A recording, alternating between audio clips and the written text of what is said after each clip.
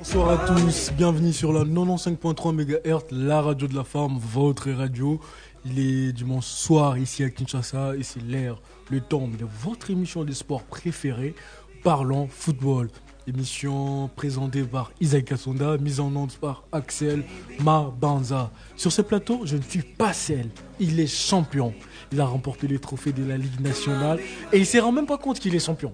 Alors, vous avez certainement deviné, il s'agit de Matumona Landry, à qui je dis bonsoir. Bonsoir. Bonsoir Landry, le champion qui ne se rend pas compte qu'il est champion.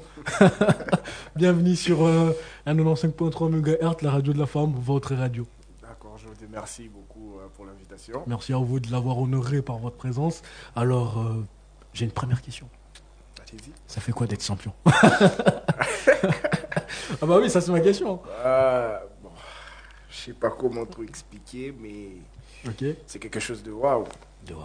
C'est quelque chose de waouh. Et surtout, vous êtes, je sais pas si vous vous rendez compte, vous êtes entré dans l'histoire parmi les tout premiers jeunes.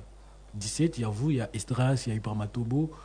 J'ai 17, 18, 19 à être champion. Et on le trouve chez vous, au FC Aigle du Congo. Comment vous sentez quand on vous dit, bah voilà, même à la maison, tu es champion? Ouais, déjà, avant le match, le dernier match, Ok, je parlais avec mon petit frère au téléphone. d'accord. On rigolait un peu. Après, il m'a dit, vous gagnez le match, oui, on va champion. Et si tu rentres, en fait, ça. Ok. Je lui ai dit, bon, on va faire les nécessaires. Le nécessaire. Oui, oui, parce que le nécessaire c'était de gagner, De faire gagner. un match nul, comme ça on a eu Ok. les trophées avec nous. Et pendant le match, à la fin, on a marqué le premier but et puis Mazembe qui égalise. Un peu je commençais à douter, je me disais, waouh, là ils vont mettre 2, 3 et puis C'est ça ça va sera plus chaud. s'arrêter. Ouais. Mais après, quand le match s'est terminé, un but partout, j'étais là, je regardais les capitaines. J'arrivais pas en fait à festoyer, j'étais là. T'étais sur le choc déjà. Ouais, je me disais, mais c'est fini, oui, mais après, qu'est-ce qui se passe? Et puis directement, je me suis dit, non, il faut aller du côté des supporters de notre équipe. Et je suis allé là-bas. C'est là que t'as compris que vous Ouais. êtes champion. Tu comprenais pas encore que vous êtes champion. Je comprenais pas encore. Et là, maintenant, on a commencé à danser. On a dansé, on a dansé. Et puis là, maintenant, on a commencé à crier, on est champion, on est champion. Et puis directement, on nous a remis les t-shirts. polo, tout, et ok, puis, ouais, champion. et tout. C'est là vraiment que je me suis dit, ouais, Ok, on est champion. champion. Alors, on va prendre cette question, cette deuxième question. Je pense que maintenant, là, vous rendez compte que vous êtes champion. Oui. Vous êtes sur la radio de la femme, quand même. C'est que vous êtes vraiment champion. Oui, oui, oui. Là. Alors, on va prendre cette question. Avant de prendre cette question, je tiens à rappeler que vous nous suivez sur la 95.3 MHz, la radio de la femme, votre radio. Nous sommes en direct sur notre page Facebook, la radio de la femme, et sur notre site en ligne, www.radiodelafemme.net. On va prendre cette question pour savoir, tu as grandi à Lubumbashi, tu te souviens de toute ta première saison pour le ballon rond. C'était comment et où, précisément? À Lubumbashi, déjà, j'habitais pas loin du stade de Lupopo, en fait. Ok, Ouais, je suis dans un quartier qui s'appelait Kimbwambwa. d'accord. Oui, donc je peux faire quelques mètres seulement pour arriver au terrain de Donc, tu Lupopo. étais proche du terrain. Oui, oui. J'allais voir tous les entraînements. Mhm. Ouais, étant tout petit, hein. Ok. Il y T'étais avait pas des- accompagné, tu partais seul. Non, non, non. Avec des amis. Ok. Tellement tout petit, là, on allait, on se faufilait parce que c'était interdit déjà d'entrer. On se Ah, vous faufilait, faufilez ouais. seulement pour entrer pour voir. Ouais. Ok. Donc c'est un truc qu'on faisait régulièrement. Et par là, j'ai commencé à avoir cet amour-là en fait du football. Et on jouait plus souvent, en étant petit, devant les stades de Popo. Ok. Donc les stades étaient là. Et devant là, il y avait un grand espace au fait, où on jouait souvent. Donc on était avec des bâtons pour mettre des poteaux. Et parfois... Vous étiez en train de créer votre propre terrain. Voilà. Ok. Donc, parfois, on mettait des sacs, des pierres et tout. Donc, c'était un peu ça. On jouait. Mais après, il y a eu des amis qui ont commencé à intégrer des clubs. Qui commençait à Oui, oui, passer oui. pro en quelque sorte. Oui, qui ont commencé à jouer. Donc, au niveau de cadet, junior, minime. Mais moi, j'étais encore pas tellement. Là, tu te poses déjà des questions. Oui, la plupart du temps, les gens m'appellent Bouba, moi Nandaku. Tu sors pas. Oui, mais j'étais quelqu'un de. J'ai fouillé la maison. Mhm. Après, je ne me voyais pas aller directement jouer dans un club et tout et tout. J'avais un peu peur. Oui, parce que la maison, ils allaient Oui, la grandir. maison, ça allait parler et tout. J'avais un peu peur, mais après, à un moment, je commençais à me dire, pourquoi pas? Parce qu'il y a des gens qui me disaient, tu es talentueux, il faut essayer, il faut aller et tout. J'ai commencé à faire d'abord des petits tournois, des vacances. Ok. Ouais. Et puis, quand je commençais à me dire que non, ouais, je peux les faire, je peux aller jouer aussi un championnat et tout, c'est là maintenant que je commençais aussi à suivre les amis. Ok. Ouais. Et tu vas directement nous parler de tes débuts au club de Ima Kafubu. Qu'est-ce que tu retiens de cette période à Lubumbashi, cette période où tu t'es faufilé? Ouais, à Ima Kafubu déjà, je me rappelle que pour m'entraîner là-bas, j'ai fouillé les cours. Déjà, ça, c'est une vérité qu'on vient d'apprendre en direct de la radio de la femme. Mais vous qui êtes à la maison, ne fouillez pas les cours. Hein. C'est Non. pas un exemple, en tout cas. Non, faut pas fouiller les cours en tout cas. C'est important. Il faut pas fouiller. Tu reconnais maintenant. Ouais, ouais, faut C'est pas maintenant que fouiller tu les cours. reconnais. D'accord. Bon, c'est un peu tard parce que tu es champion, mais bon. Au Ouais, moins, c'est une expérience. Oui, oui, oui. J'ai fouillé déjà les cours. Et comment je suis arrivé dans ce club? J'ai joué un tournoi. Presque tout le monde. C'était pas qui manquait. Et ouais, il y avait des amis déjà que je connaissais là-bas. Et c'est là que j'ai commencé à prendre plaisir parce que j'y allais avec mes amis. Je me disais, ouais, ce sont des gens que je connais et tout. Donc, me familiariser, ça sera pas compliqué. Pour ton intégration dans les clubs, Ouais, c'était une chose c'était quelque facile. chose de facile. C'était pas difficile pour toi d'être Non, non, intégré, non. donc ça s'est fait vite d'ailleurs. Ça s'est fait très vite alors. Ok. Et en 2020, tu reviens à Kinshasa sans club. Ouais, c'était Qu'est-ce que tu retiens de cette période déjà? Disons, tu reviens à Kinshasa sans club et tu as vécu cette période. Comment tu as vécu cette période floue? Donc, qu'est-ce que tu retiens de ça? Parce que là, tu étais à un club à Lubumbashi. exactement. Tu reviens à Kinshasa, tu n'as plus de club. Ouais, déjà que pour quitter Imakafubu, j'ai monté l'équipe en division 1. Comme ici, on dit parc. Ok, Ok, division 1 de parc. J'ai monté l'équipe parce qu'il était en division 2, parc. ok, Et puis moi, je l'ai monté en division 1. Parce que là, déjà, je joue en attaque. Hein. ok. Là, t'étais l'attaquant déjà. Ouais, là, T'as j'étais- pris de plaisir à marquer, Oui, à oui, dribbler, oui. tout ça. J'étais troisième meilleur buteur. J'avais 7 buts. Ok. Ouais. Et pour rentrer déjà à Kin, c'est quelque chose qui s'est un peu fait, je dirais, brutalement. Parce que je suis né à Kin déjà. J'ai grandi là-bas parce que mes parents étaient mutés là-bas. Et pour rentrer, déjà que j'avais pris le plaisir d'être dans cette ville-là, Ok. Lubumbashi, ouais, j'étais habitué, j'avais beaucoup d'amis là-bas. Je me disais rentrer à Kin, je venais pour les vacances, oui, mais vivre à Kin, ça sera un peu compliqué. Difficile, recommencer tout à zéro, Voilà. te refamiliariser avec les gens. Et j'avais dit à mes parents que moi, j'allais pas rentrer directement avec eux. Parce qu'ils sont venus un peu plus tôt que moi. Ah bon? Donc tu Ouais. t'es quand même resté? Ouais, je suis resté. Ok. Tout ça c'était pour le football ou Bon, pour le football un peu, et puis j'étais en train d'hésiter de rentrer à Kin, en fait. Parce que moi, maintenant, je parlais avec mes frères, j'ai demandé non, ne faites pas rentrer à Kin, cherchez-moi un schéma, je vais aller en Europe, par-ci, Ok, par-là, ok. ouais. Donc, je voulais pas faire Kinshasa, en fait. Mais après, il y a ma mère Ok. qui descend à Lubumbashi. Je viens te chercher. Là, ouais, c'est fini. Tu n'as Ouais. plus le choix, tu dois rentrer. Elle me dit, naye kozwa yo. Et là, on te rassure que tu as un billet même. Donc, j'avais même pas le temps de dire oui, non. Donc, j'avais juste le temps de faire mes tes- bagages Voilà. et puis venir à Kin. C'était compliqué. Arrivé à Kin, j'étais là, sans club. Je m'ennuyais trop à la maison. J'avais personne à qui rendre visite. Ok. Si je sortais, c'est peut-être aller chez mes cousins, chez mes oncles et tout. Quand je suis arrivé à Kin, j'ai dit à mes frères, parce qu'ils m'ont dit non, ici il y a beaucoup de clubs et tout et tout. J'ai dit à mes frères que, arrivé à Kin, moi je ne pourrais pas jouer sur les terrains sableux. Ok, ok, ok. Je me disais non, avec les sables, moi, ça va pas aller. Ils me disaient, hé, on va fier. Ah, on va bêta, j'ai dit. Ok. Moi, je ne vais pas jouer. Et j'étais à la maison.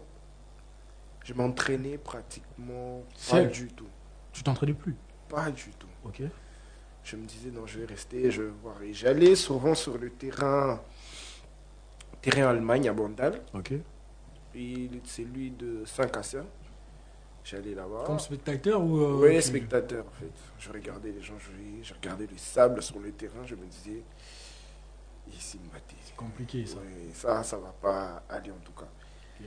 Et après, je commençais à me dire non, je dois en fait trouver un moyen d'intégrer un club qui joue sur une pelouse synthétique. Ou Donc toi, ton souci, c'était pas les sables, c'était la pelouse. Ouais, Tu voulais qu'il y ait la pelouse. ouais, ouais. Et là, on va directement prendre l'entrée à l'académie Éclat Sport. C'est une étape importante. Qu'est-ce que cette académie t'a appris sur le plan sportif et mental? Parfois, je me dis que cette académie-là, c'est au fait. Parfois, j'oublie que j'ai joué à Imakafu. Ok. Ouais, parce que cette académie-là, elle a beaucoup changé de trucs comme moi. Elle m'a montré beaucoup de choses, manière de faire sur le terrain, Ok. comment réfléchir et comment rester fort. Mhm. Parce que dans le foot, quand on n'est pas fort mentalement, on peut tout laisser. Donc ça t'a vraiment formé concrètement. Oui, oui. Cette académie-là elle m'a vraiment, vraiment, vraiment formé. J'étais accompagné des gens en fait, qui m'ont vraiment poussé à avancer, à aller loin. Mais jusqu'à aujourd'hui, bien que je suis chez les Aigles, Mhm. eux, ils continuent à me pousser d'aller encore plus loin. Ok. Ils t'ont poussé vraiment très loin et ils t'ont permis d'apprendre beaucoup de choses qui t'aident aujourd'hui, il faut le dire aussi, Oui, oui. énormément. On a tant souvent parlé des détections pour Dubaï. Toi, tu y as réellement participé. Raconte-nous comment ça s'est passé et qu'est-ce que tu as ressenti en apprenant que tu étais retenu pour le voyage. Déjà, quand je suis arrivé à Kin, ça s'est fait la même année. Quand je suis arrivé à Kin, je m'entraînais presque pas.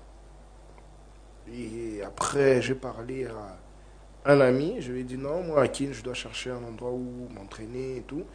Il m'a parlé des Éclats Sport. Mais alors que lui, il n'était pas à Kin en fait. Ok. Il était au Maroc. Il m'a dit non, il y a une académie que je connais bien et puis là-bas ça se passe bien et tout et tout. Il dit ok, il n'y a pas de souci, tu peux maintenant en contact au fait. Ok, je commence à parler avec les gens de l'académie, particulièrement le coach David. Ok. Je parlais avec. Après, il m'a dit non, tu dois passer, comme ça on verra comment tu es et puis voir Si t'es compétent ou ouais, pas, voir si si tu t'as as le du talent talent ou pas, si Ok. ils doivent commencer la formation vraiment en bas et puis augmenter. Non. Non, le premier jour d'entraînement, tellement que je ne m'entraînais plus, Sûr que t'étais au soufflé. tellement essoufflé que vous n'avez pas idée, j'avais même des vertiges. Et il y avait certains qui parlaient maintenant, qui se disaient peut-être que je ne connaissais pas les Lingala, qui disaient hé, Azambale, allez, Mikarabou. Et là, votre réaction, c'était quoi? Non, mais moi j'entendais, je réagissais pas au fait. Ok. J'écoutais, je me disais bon, c'est une première fois, donc avec eux, donc ça va venir. Aux emballes. Ça Ouais. veut dire que tu étais nul. Ouais, C'est pas ouais. joué. Après, quelques enchaînements d'entraînement et tout, je commençais à récupérer. Et après, mon talent commençait à sortir. Et puis, on commençait à remarquer la discipline que j'avais, le courage et la détermination que j'avais en moi. Ok. Et puis, on a commencé à me dire non, il y a une détection qui arrive, c'est un truc pour Dubaï. Personnellement, je me disais, ah, Dubaï, Ouais, c'est pas l'Europe. c'est pas l'Europe. Toi, c'est l'Europe, dans ta Oui, tête. parce que quand on est petit, on se dit, ouais, je dois aller jouer en Europe pour rencontrer les grands joueurs là, et tout, ça fait Messi, bien. Ronaldo, tout ça. Ouais. Je me suis dit, ah, pourquoi pas essayer? À partir de là, peut-être, je peux Vas-y. rentrer en Europe et Voilà. tout. Et après, on a payé le frais à payer. Ok. Et la détection était. Le parrain de la détection, c'était le coach Eric Chibassou. D'accord. C'était lui les parrains. Arrivé à la détection, à cette époque-là, maintenant, j'étais formé maintenant en tant que milieu de terrain.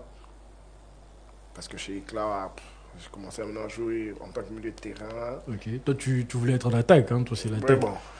Moi, là, dans ma tête, c'était attaquant. Et puis, jouer maintenant au milieu, en tant que milieu récupérateur. Ok. Et arrivé à la détection, tout se passait bien. J'attendais mon tour avec un groupe, parce qu'il y avait deux groupes qui s'affrontaient au fait. Et j'attendais que mon groupe puisse monter sur le terrain, mais le tour est arrivé. En jouant, à un moment, on arrête les matchs. Le coach Eric qui m'appelle, il me dit, tu joues très bien, mais apparemment tu es essoufflé et tout et tout. Je lui dis, bon, j'ai repris les entraînements il n'y a pas longtemps. Il m'a demandé, tu es dans quel club? J'ai dit, j'ai pas de club, mais je suis à l'académie. Il m'a dit, ah, ok. Essaye de gérer ton souffle et fais encore plus. Et quand il m'a parlé déjà comme ça, je me suis dit, donc. Il a remarqué. Oui, il m'a remarqué, donc je me suis dit, donc, je dois faire encore plus.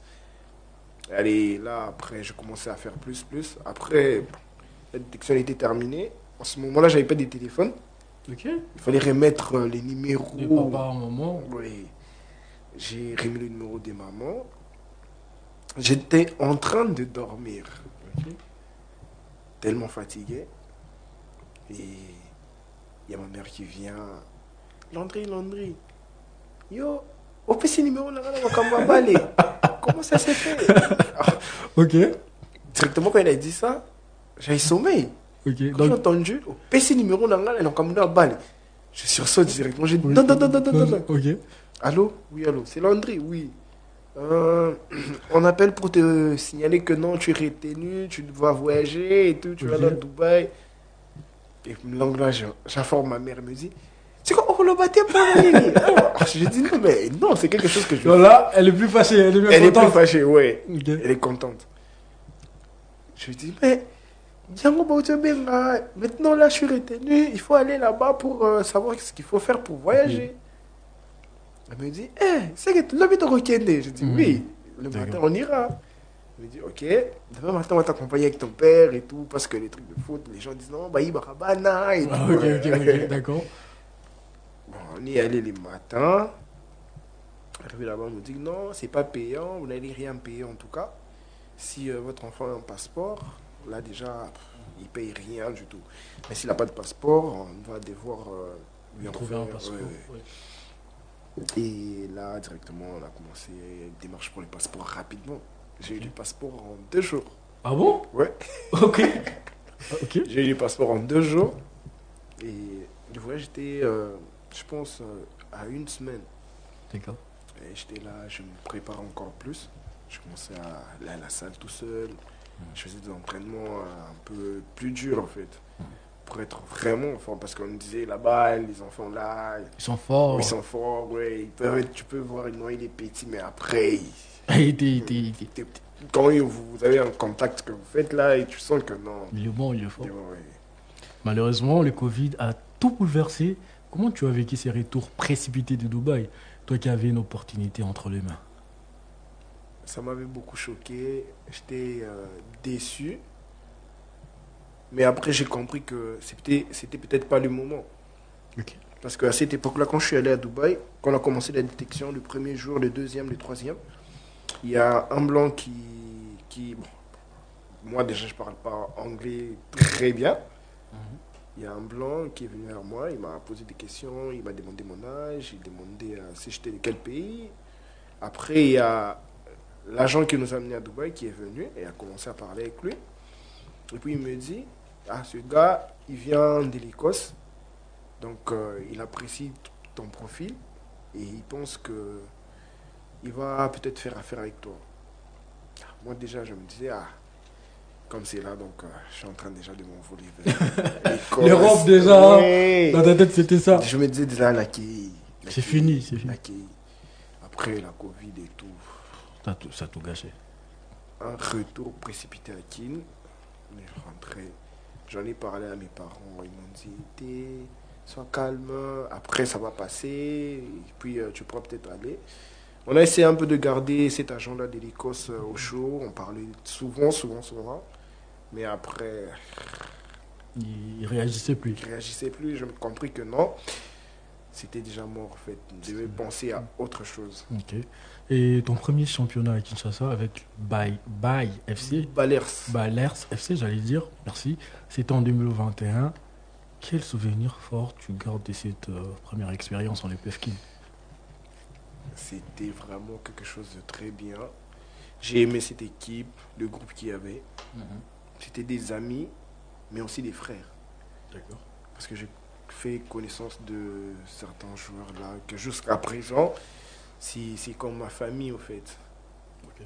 Oui, parce que si, si je peux citer des noms, je pense à Neftali, je pense à Dangui, Boussaïké, Israël, D'accord. Stéphane, qui est maintenant au Rwanda, un ami. Donc il joue maintenant là-bas. Donc c'était vraiment une belle expérience. Et après, on a fait une bonne prestation dans ces championnats. D'accord. Et on a fait vraiment une bonne prestation parce qu'on a fini 8e et dans la phase aller, on était premier. D'accord. Oui, on était premier, mais c'est en phase retour maintenant que déjà, on sentait que l'équipe était en train de chuter au fait parce que les dirigeants, ils soutenaient plus trop son équipe. Ils étaient plus investis Oui, dans oui, l'équipe oui. et tout ça. C'était un peu compliqué. C'était un peu compliqué. Après ces clubs, tu as eu un passage par la Tanzanie pour un tournoi. Et c'était une première expérience internationale pour toi. Qu'est-ce que tu as appris de ces passages? Pour ce tournoi, déjà, on était invité à rejoindre une académie de la Zambie. Ok. Donc c'était deux académies mélangées parce que c'était Éclat et puis l'académie de la Zambie. On était mélangés, mais c'était déjà parce que le délai qu'on avait, c'était un peu compliqué de s'adapter aux autres joueurs de l'académie. Ok. Et du coup, on est allé. Les équipes avec lesquelles on jouait, c'était des équipes qui s'étaient déjà habituées à jouer ensemble. Ok. Et nous, on était en train d'essayer D'essayer de vous connaître, de vous Voilà. trouver, tout ça. Donc c'était un peu compliqué pour nous. Mais en soi, individuellement, je pense que j'ai fait une bonne prestation. Ok. Toujours en train de se démarquer par Oui, les oui, autres. oui. Ok. Parce qu'il y a des gens qui nous ont contactés après, mais bien que ça n'a pas vraiment tenu parce que non, encore petit, il doit encore un peu grandir et tout. Ok. C'est toujours le même, mais au moins tu avais ton talent, c'est pas ça qui Oui, manquait. oui. Et quand Baye a disparu, tu es resté un moment sans club. Comment tu as gardé la motivation malgré tout? Ok, déjà, le coach David des classes sport, Mhm. je suis souvent avec lui et il me disait toujours, un joueur doit toujours être prêt à tout moment. D'accord. Donc, avec club ou sans club, un joueur doit être toujours prêt. Parce qu'on ne sait jamais à quel Qu'est-ce qui moment ça va arrivera sonner. demain? Ouais, Et- ouais, ouais. Et du coup, quand j'ai entendu ça, je me suis dit de toujours m'entraîner individuellement. Mhm. Je m'entraînais presque chaque jour. Ok. Il y a ma mère qui me disait, hé, yo, Lingi, ma caméra à Bali, hein. Donc, je Non mais m'entraînais. en tout cas, maman, il faut la saluer. Faut la saluer. Je la salue où elle Il faut est. saluer maman. En tout cas, maman, on vous salue. Voilà, la radio de la femme vous salue parce qu'on voit comment vous avez marqué et vous êtes en train de marquer la carrière de votre fils. Et on sait voir que malgré tout ce que vous dites, il n'y a que de l'amour. Il n'y a que de l'amour dedans, en tout cas. Lingi, Ok. ma caméra à Bali, hein. Je dis, non, je m'entraîne pour être prêt, en forme et tout. Et je fais ça presque chaque jour, du matin Ok. au soir. Je préfère, le matin, je cours. Mhm. Et les soirs, je fais des renforcements chez moi à la maison parce que j'ai un peu de matériel avec moi. D'accord. Je faisais des renforcements musculaires chez moi à la maison, Ok. tranquillement. Donc je ne prenais pas, oh non, je dois aller et tout. Parce que parfois, je faisais ça avec mes frères. D'accord. Même mes soeurs, parfois, elles travaillaient Ok. avec moi. Parfait. Donc tu choisissais pas des coéquipiers, tout le monde qui peut travailler, Ouais, travaille donc, avec toi. Du moment où tu acceptes de faire cet effort-là, Mhm. Tu moi, travailles avec toi. ça me dérange pas. Ok. Et je m'entraînais avec. Et après, j'étais toujours en forme, j'étais prêt. Toujours en forme. Et puis en 2023, les Aigles du Congo sont nés. Comment tu as vécu ces processus de recrutement et ta sélection? Tu t'attendais à être retenu? Je m'attendais pas trop à être retenu. Parce Mhm. que auparavant, j'étais allé pour un test chez Imana. D'accord. Je suis arrivé, premier jour, deuxième jour, je sais pas si c'était un coach.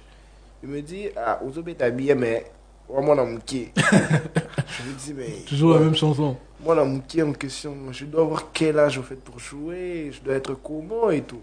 Mhm. Je me suis dit, bon, c'est pas grave, je suis rentré chez moi. Je vais trouver des clubs peut-être de mon âge. D'accord. Et là, maintenant, j'ai comment... Le coach David m'a présenté toujours le coach David. Toujours le Côte David, il a un Ouais. grand rôle à jouer dans ta carrière, le Côte Ouais. David. En tout cas, Côte David est classe.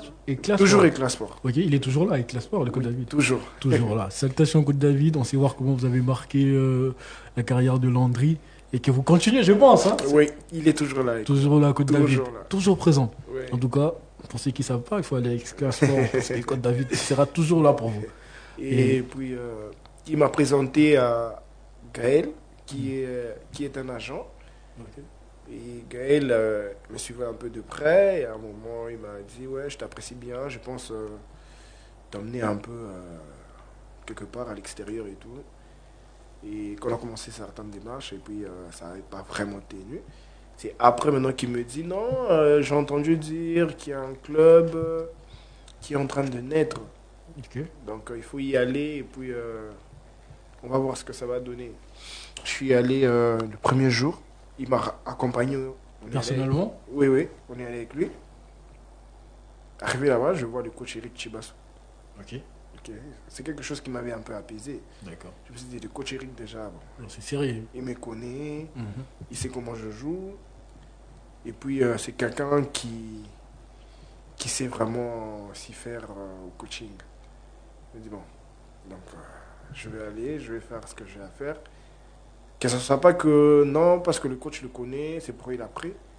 Mais je vais au moins démontrer ce que je sais faire Mhm. et les gens vont apprécier. D'accord. Premier jour, deuxième jour, troisième jour, c'est lui-même le président Vidier Chimanga. Oui, oui, qui m'appelle. Il me demande mon nom, mon âge. Il me dit, je t'apprécie beaucoup, il faut continuer comme ça. Ok. Sourire, hein. Mais je j'étais ému. Je me disais, mais le président du club, Lui-même, il t'appelle en lui-même, personne. il me parle directement comme ça. Donc c'est quelque chose déjà. Jour d'après, après, et on commençait à éliminer des joueurs, éliminer des Combat joueurs. possible. On m'a dit c'était. Il y avait plein qui partaient. Il y avait plein. Il y avait plein. On éliminait. Après la liste définitive, j'étais là. Alors, sourire combat possible. Très content. Très content, ému, Ligue 1. Waouh. directement. Waouh. Les rêves qui se réalisent enfin. Oui. Et là, on va à Brazza pour La préparation. une petite préparation de 2 semaines, je pense. Ok. On a joué contre des clubs de là, les Diables Noirs, RCB, je pense. Et puis on est revenu ici à Kin pour faire les championnats. Pour faire les championnats. Alors, on va prendre cette petite pause parce qu'on est là depuis un moment. Nous sommes en direct sur la 95.3 MHz, la radio de la femme. On va prendre cette pause si la technique est d'accord avec nous. Et c'est parti. Ouh. Ah, moi, j'ai eu la dose, je crois.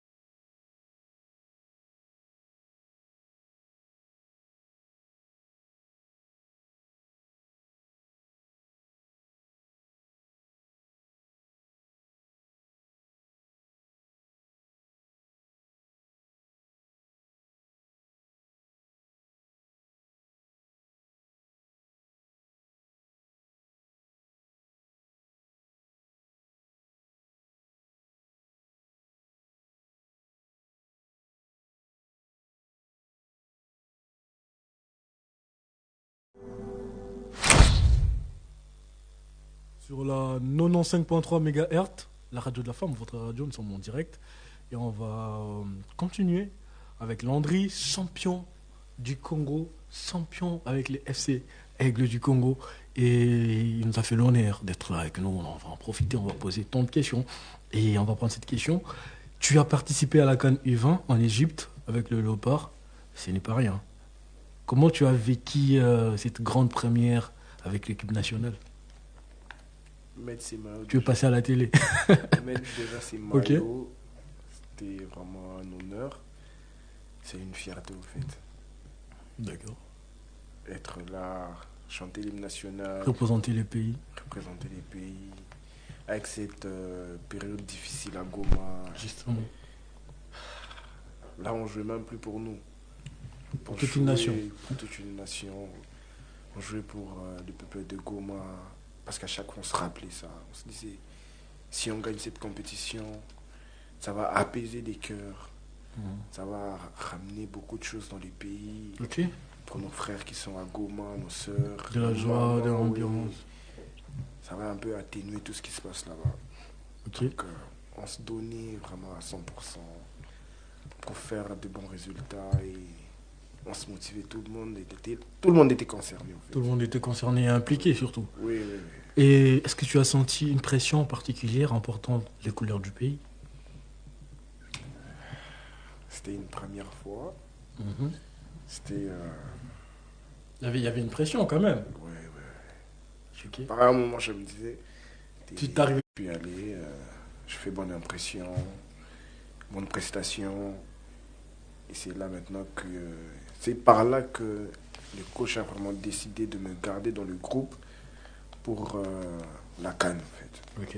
Ouais. Je sais qu'il a fait en sorte que tu restes dans le groupe parce que t'as pas hésité, t'as bien presté. Tu t'es dit que c'était une opportunité à saisir Exactement. et tu n'as pas baissé le bras en tout cas. Non, non. Et tu as déjà vécu le haut et le bas dans le football.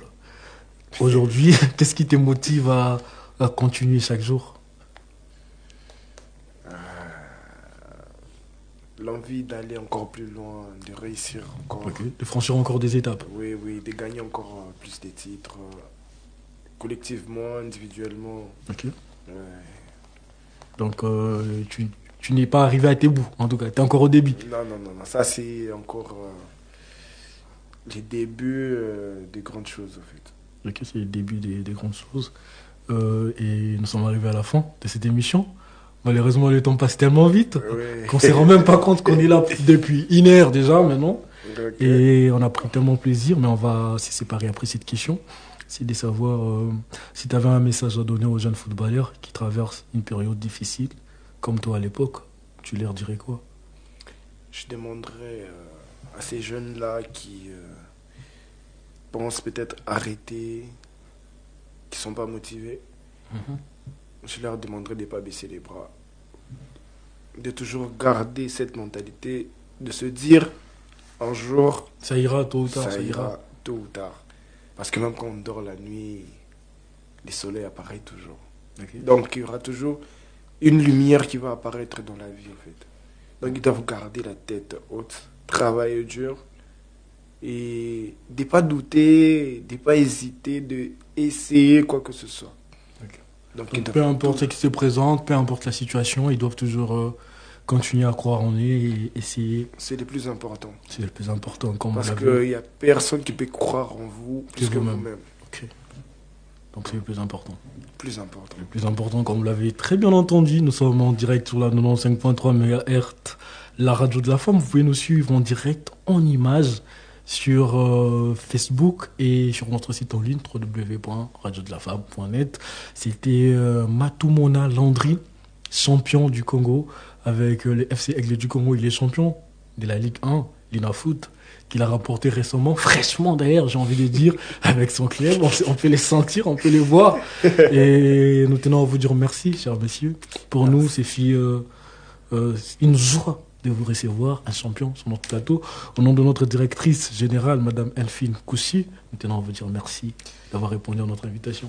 C'est moi qui vous remercie de cet honneur de m'inviter parce que bon, il y a beaucoup de chaînes, mais Ah, voilà, Radio de la Femme quand même. C'est... vous, au moins vous m'avez invité, donc c'est à moi de vous remercier pour cette invitation et ces moments passés dans vos cadres en fait. Merci, merci énormément. À vous surtout de l'avoir honoré par votre présence. Et merci à vous, chers auditeurs et auditrices, vous qui êtes abonnés, vous qui aimez, vous qui partagez nos émissions, vous qui suivez votre radio, la 95.3 MHz, la radio de la femme. Les rendez-vous est pris pour les dimanches prochains. Émission présentée par Isaac Sonda, mise en onde par Axel Mabanza. Gardez-vous bien, restez en vie. Bye bye.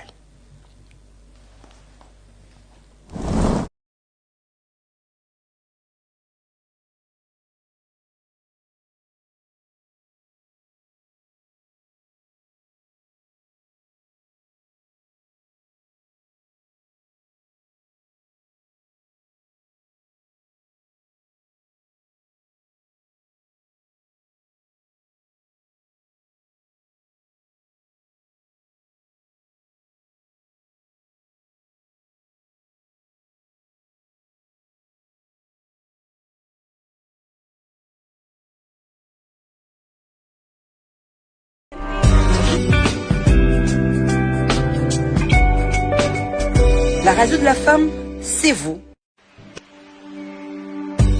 Je félicite cet investissement. J'éprouve que sur la place de médias, en termes d'infrastructure, si vous n'êtes pas le premier, en tout cas vous êtes parmi les premiers. D'abord, je